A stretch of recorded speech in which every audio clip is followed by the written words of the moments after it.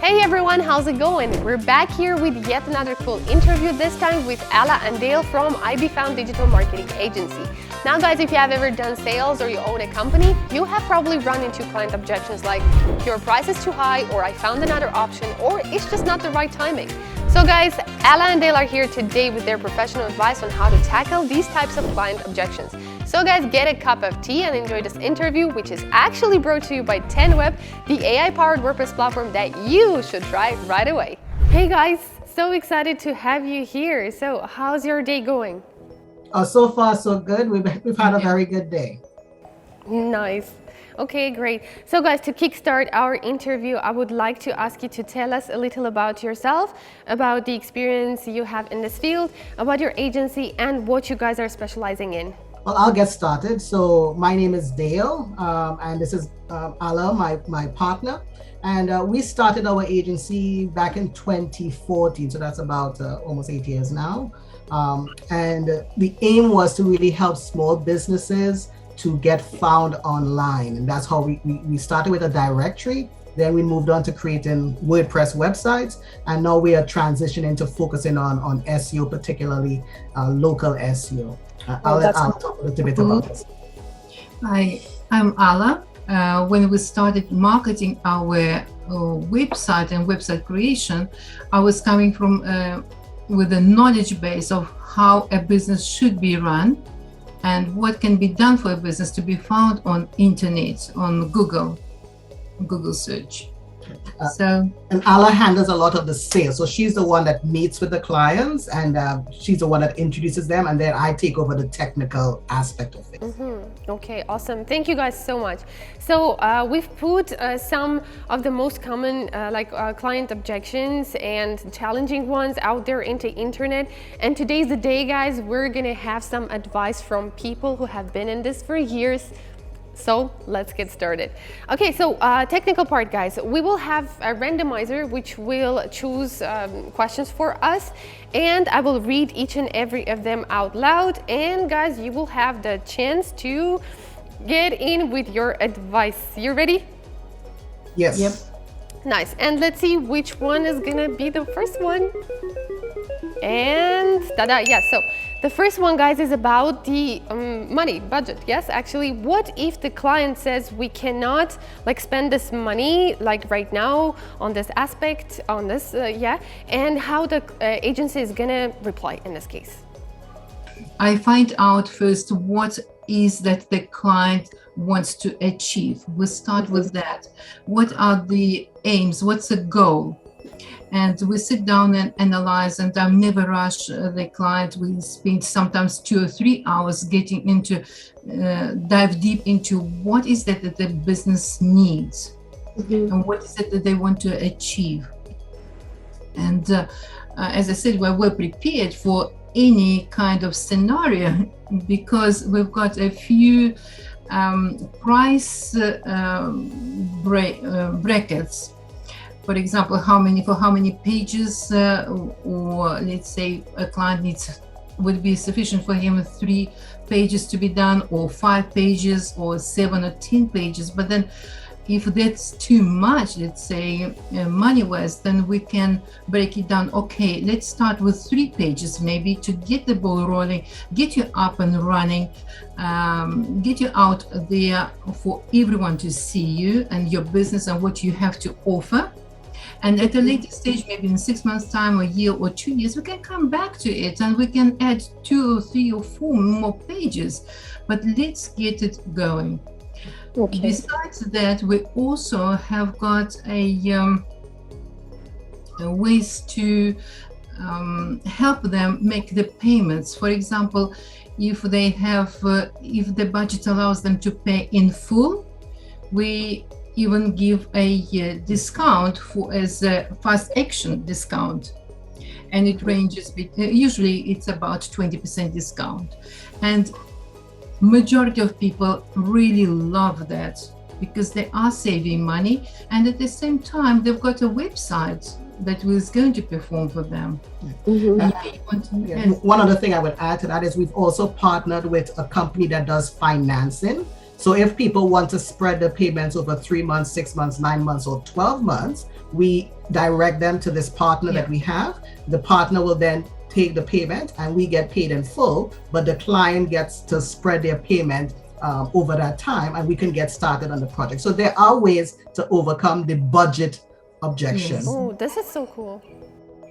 And most of the times, we do find a way around. We make sure that we can get them going. Okay, nice. So guys, like, how often do you run into a no? Oh, that's actually quite seldom. Seldom, It's the because other way I around. think what we've had many times is we've had people say, "Oh, I really want to get started, but their objection might be, I need to look not against comparing other people, but what their budget might be in terms of other expenses in their business." But usually we have something we can start them with small, even if it might be, let's optimize your Google My Business profile. And we get them on the ladder, as it were, and we keep working with them until they can get to the next phase. Nice. Thank you so much for this one. Let's see what our randomizer is going to drag in next. And yeah, about the guarantees, guys, what if the client says like what you're suggesting doesn't seem like very feasible and like has like issues with the guarantee? How do you deal with this? Well, fortunately, because we've had years of experience, we actually have a track record. We have a portfolio that we've built up with clients that we've worked with over the past 7 years, and we can show the results of what we've done. So while we kind of say, yes, we can guarantee we can get you to position 1 or what things like that, we can say that here is what have happened over the years with the clients that we have worked with. We have clients that are still on page 1 4 or 5 years after we created the website for them. So we use our previous experience. We have case studies we've written on our website, and we use that to show that we know what we're doing. And even though we can't say, yeah, we will give you a money back guarantee if we don't get you to the top of the page, we have that track record. Yeah. Awesome. Love this one. That's really great. Okay, so number 3, let's have a look at this one. And ta-dam! This is really interesting and a bit tricky. So what if the client says we are already working with a competitor in this case? I had only very few cases like that, and I always tell people that, look, I'm not here to step on anybody's toes, but let me show you what we do and how our websites perform, so that you've got the knowledge. You've seen, you heard me, and at a later stage, in a year or 2 or a couple of months, if you're not happy with what you've got, you know what we can do for you. And I had a few cases when people came back and contacted us within a couple of months. And I said, look, what was done for us was really rubbish, and it's not doing anything that I wanted it to do. Can we get started? So in these cases, I make sure that I am there to show what we do and to show the portfolio, explain how it works, these websites work for our clients. And that basically sells it all. Yeah, we don't use pressure tactics. At the end of the day, we want the business owner to feel comfortable about the decision that they're making to work with us, because we want it to be a long-term relationship. So, the aim is to just make them feel at ease in whatever decision they're going to come to, but we want them to make an informed decision. So we want to provide the information, and then they can compare what we do, but we also tell them to make sure you're comparing apples with apples and not apples with oranges, and make sure that whatever decision they come to, that they are happy with that decision. Oh, okay. So the last question, let's see, guys, what our randomizer is gonna choose for the last one. And it's gonna be, like expectations and reality. Yeah, sometimes like the client comes back and says, like this is not what I was really wanting. And how do you guys handle this one if there's an issue with the client that is already using the product or service? So we've had this, which So there are two parts to it. One, you've learned from previous experience that to make sure that the expectations early on are very, very clear. So in the past, we've had situations where people thought they were getting something, or they had these huge expectations of what would happen once the website went live. And then we had to come and say, well, it actually takes time for rankings to happen because Google has to first index it, then it has to compare it against what's out there. So now what we try to do is to make sure that before we even get people to sign up and pay any money, that they understand what the expectations are, so that they don't come in later and say, well, you told me I would get this, and you told me by now I'll be on page 1 and I'll be in first position. So we try to make sure that that's from the get-go very clear of what the expectations are. And in the cases where a person comes and says, well, things are not going as they are, we have a meeting with them, and sometimes it's just that they're not looking in the right places. They don't know to look at their Google Analytics, or they don't know to examine the data to see that their people are actually coming to their website. One example is people say, oh, I haven't gotten any sales through my website. I haven't gotten any calls through my website.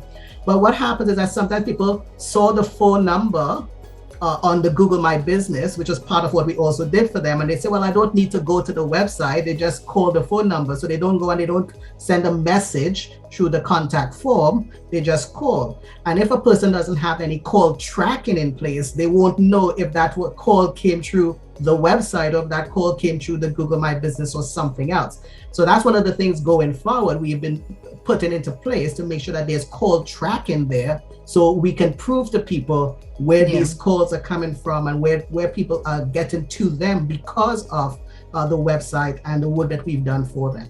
And another thing is we're also very careful in talking to certain people in certain niches. If the niche is very compatible, competitive, then we do make sure to explain, look, you might need to do more than just a well-optimized website. So they know that having a website is a part 1 to marketing, and then there are other things that need to be added to it. For example, in the accommodation industry, it's very competitive. So we recommend them, okay, after the website is done, let's sit down and see what else needs to take place. So we've been very, very thankful that we found 10 Web and what you guys have been doing, the community you've been creating so that other professionals can connect, and the platform that you guys have been improving. So, we needed to find a place to move from where we were hosting, and we moved over 100 websites to 10 Web, and it was very smoothly handled by the support team at 10 Web, and we've been really, really happy with our move to you guys. Okay guys, thank you so much. That was really helpful. I wish you can have a great day and see you later. Thank you very much as well. Bye-bye. Thank you. Bye-bye. Bye-bye. Let our automated page speed booster improve your page speed score and core web vitals. Start for free. No credit card required. So guys, this was all for this interview. I hope we covered the most important aspects of client objections. Alla and Dale, this was impressive. As it goes, sharing is caring, so thanks a bunch again. So guys, if you want to delve deeper into client objections, watch this video. Don't forget to put your thumbs up and subscribe to the channel, and I'll see you next time.